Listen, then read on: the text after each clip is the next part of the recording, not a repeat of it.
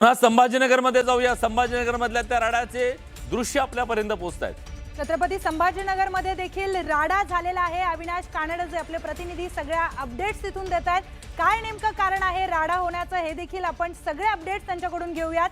छत्रपती संभाजीनगरमध्ये विलास आपण बघितलं की गेल्या काही दिवसांआधी माजी खासदार इम्तियाज जलील यांच्यावर देखील हल्ला झालेला होता। आता देखील मोठ्या प्रमाणात पोलीस आणि उमेदवार आणि कार्यकर्ते खरं तर त्यांच्यामध्ये राडा झाल्याचं चित्र दिसून येतं। तर पोलीस आणि कार्यकर्त्यांमध्ये बाचाबाची झाल्याचे दृश्य आपल्यापर्यंत पोहोचतंय। न्यूज 18 मराठीच्या माध्यमातून सगळे अपडेट्स छत्रपती संभाजीनगरचे तुमच्यापर्यंत पोहोचवतोय। छत्रपती संभाजीनगरमध्ये कार्यकर्ते आक्रमक झाल्यामुळे पोलिसांनी बहुतेक तिथे लाठीचार्जचा एक पर्याय आपला निवडलेला आहे आणि कार्यकर्त्यांना तिथे सारवासारव करण्यासाठी पोलीस लाठीचार्ज कार्यकर्त्यांवर करतात। छत्रपती संभाजीनगरची ही दृश्य आहेत। राडा झाल्याचं चित्र दिसून येतंय। आक्रमक झालेले कार्यकर्ते आणि त्या कार्यकर्त्यांना नियंत्रित करण्यासाठी पोलिसांना सकाळच्या थंडीमध्ये अशा प्रकारे त्यांना शांत करावं लागलेलं आहे आणि बाजूला करावं लागलेलं आहे। मतमोजणीच्या दिवशी राडे होताना दिसतात आपल्याला। छत्रपती संभाजीनगर असेल, त्याच्या आधी आपण बघितलं नाशिकमध्ये देखील कार्यकर्ते संतप्त झालेले होते। मतमोजणीच्या दिवशीच हा राडा झाल्याचं दिसून येतंय। कारण विलास तुम्ही जसं आता सांगितलं की गेली अनेक वर्ष कार्यकर्त्यांनी वाट बघितलेली आहे या निवडणुकीची, त्यासाठी मेहनत घेतलेली आहे। नाशिकमधलं चित्र तर अत्यंत वेगळं होतं। निष्ठावंतांना डावलल्यामुळे तिथल्या आमदार या रडल्या देखील होत्या। त्यांनी फेसबुकच्या माध्यमातून त्यांच्या भावना देखील व्यक्त केलेल्या होत्या। त्या सगळ्यांनंतर आता हे राडे दिसून येतात आपल्याला छत्रपती संभाजीनगरमध्ये देखील आणि नाशिकमध्ये देखील। आता छत्रपती संभाजीनगरचं एकंदरीत अनेक दिवसांपासून आपण बघतोय तिथे जागा वाटपाचा जो काही मुद्दा होता तो अतिशय तापलेला होता। महायुतीने एकत्रितपणे लढावं अशी वरिष्ठ नेत्यांची इच्छा जरी तिथे होती तरी पण स्थानिक पातळीवर गणितं तिथे जुळली नाहीत। स्थानिक पातळीवरची गणितं वेगळी होती आणि त्यामुळे तिथे वेगवेगळं त्यांना लढावं लागतंय आणि त्यामुळेच की काय जो संतप्त कार्यकर्ता आहे तिथला त्याचा राग त्याचा रोष आज दिसून येतोय। मतमोजणीच्या दिवशी झालेला हा राडा नेमका काय सांगण्याचा प्रयत्न करतोय हे आपण आपल्या प्रतिनिधींकडून नेमकं जाणून घेणार आहोत की तिथे काय होतंय नेमकं। पण आत्ताची ही दृश्य पोलिसांना लाठीचार्ज करावा लागतोय कार्यकर्त्यांना तिथून सारवासारव कार्यकर्त्यांची करण्यासाठी, कारण मोठ्या पद्धतीचा जो काही गोंधळ तिथे होतोय तो आपल्याला दिसून येतोय। त्यामुळे तो अतिशय जास्त वाढू नये याची काळजी पोलीस प्रशासनाकडून घेण्यात येते। निश्चितच काल सुद्धा मतदानाच्या दिवशी अनेक ठिकाणी राडे पाहायला मिळालेले होते, गोंधळ झालेला पाहायला मिळाला होता आणि ती मालिका काही थांबत नाहीये। आज पुन्हा एकदा अशा प्रकारे मतदान केंद्राच्या बाहेर अतिउत्साही काही कार्यकर्ते असतात, मध्ये जाण्यासाठी प्रयत्न करत असतात। पोलिसांना ही सगळी परिस्थिती नियंत्रणात आणायची असते, कारण कायदा सुव्यवस्था बिघडू नये याच्यासाठी पोलिसांनी वेळीच तिथं ॲक्शन घेऊन या अतिउत्साही कार्यकर्त्यांना सकाळच्या थंडीमध्ये थोडासा प्रसाद देऊन बाजूला केलेलं दिसतंय। निश्चितच अतिउत्साही हे कार्यकर्ते आहेत आणि अगदी अजून मतमोजणीला तशी सुरुवातही झाली नाही, काही मिनिटांमध्ये सुरुवात होईल। पण त्याआधीच आपण छत्रपती संभाजीनगरची जी काही परिस्थिती बघतोय, आत्ताच जर ही परिस्थिती असेल तर थोडासा निकाल जेव्हा काही आकडे समोर येतील त्यानंतर कार्यकर्ते काय करतील याची देखील आता एक धाकधूक लागून राहिली आहे। पण पोलीस प्रशासनाने पुरेपूर ती काळजी घेतलेली आपल्याला दिसून येते। छत्रपती संभाजीनगरची ही दृश्य आहेत। राडा छत्रपती संभाजीनगरमध्ये झालाय। उमेदवारांच्या प्रतिनिधींवर पोलिसांनी लाठीचार्ज केलाय। तर छत्रपती संभाजीनगरची दृश्य काही वेळापूर्वी नाशिकमध्ये देखील राडा झाल्याचं पाहिलं आपण। आणि आता उत्सुकता आहे ती सगळ्यांना ईव्हीएमच्या मशीन केव्हा उघडतील आणि प्रत्यक्ष मतमोजणीला सुरुवात कधी होईल, कारण उरलेत फक्त 15 मिनिटं। या 15 मिनिटांच्या नंतर आपल्या सगळ्यांच्या हाती असणार आहे पहिला कौल। पहिला कल कुणाच्या बाजूने जातो आणि उमेदवारांची धाकधूक तर किती वाढलेली असू शकते, फायदा होतो हे बघावं लागेल। पण आज ही मराठी न्यूज चॅनल मधली सगळ्यात मोठी न्यूज रूम अर्थात न्यूज 18 मराठीची ही न्यूज रूम आहे।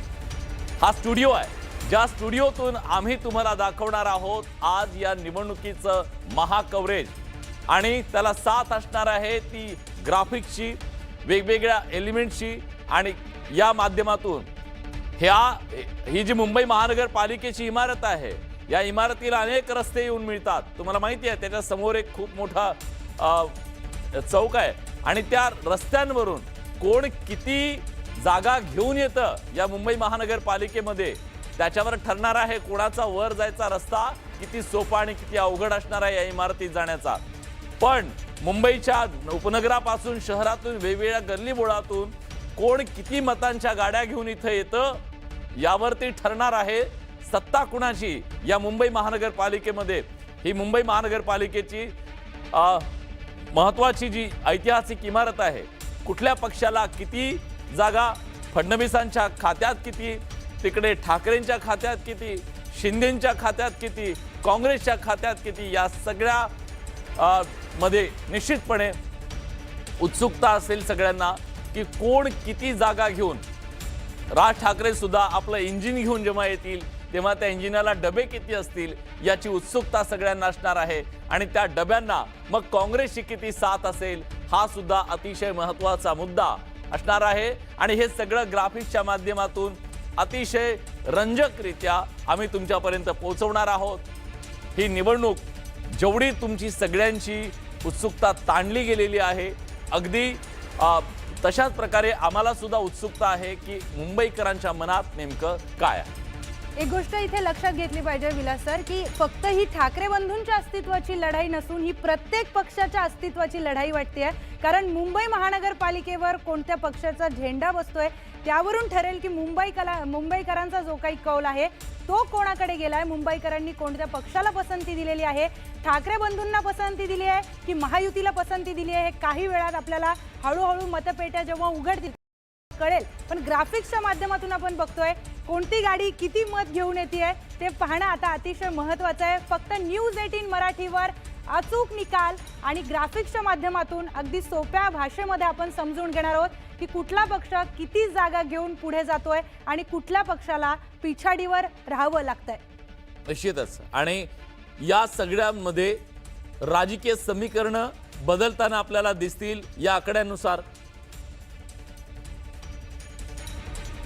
आणि ही सगळी राजकीय गणितं कशी बदलतायत, कशी घडतायत, कशी बिघडतायत हे सुद्धा आपल्याला दाखवण्याला लागणार आहे.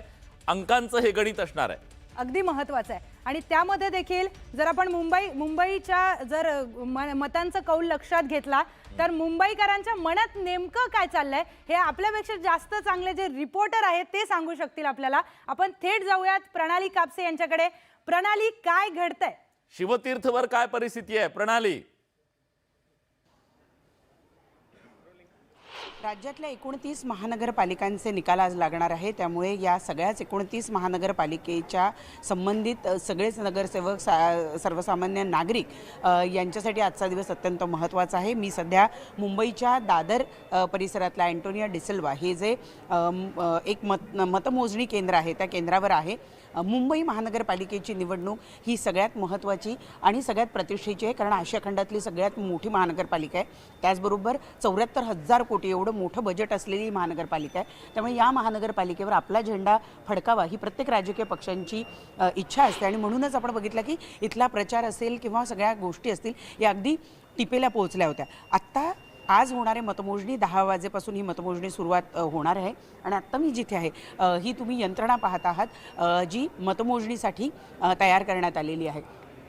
पहिले 2 जे टेबल आहेत इथे पोस्टल बॅलेटचं मोजणी होणार आहे आणि त्यानंतरचे जे 10 टेबल आहेत त्या ठिकाणी EVMची मोजणी केली जाणार आहे. एकूण जर आपण बघितलं तर 12 इथे टेबल आहेत आणि त्याचबरोबर 12 या बाजूला टेबल आहेत. इथे मी तुम्हाला दाखवते कारण या केंद्रावर वॉर्ड क्रमांक 182 ते वॉर्ड क्रमांक 192 पर्यंतची मतमोजणी केली जाणार आहे.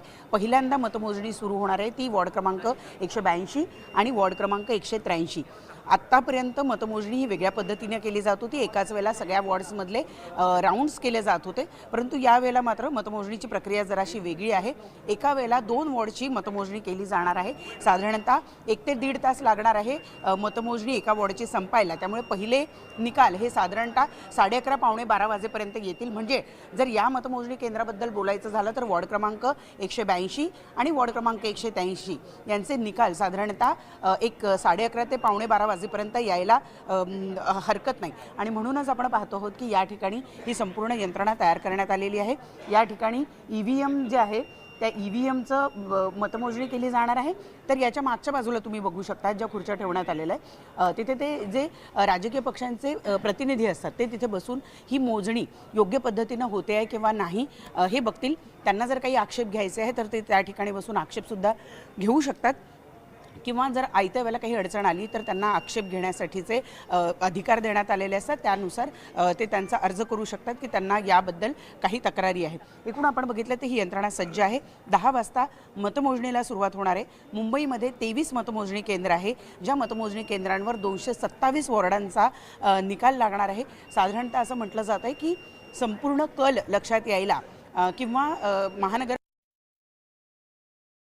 नगरपालिकेवर आहे हे कळायला साधारणतः 5:30 निकाल संपूर्ण संपायला तर त्याहीपेक्षा जास्त उशीर लागू शकतो.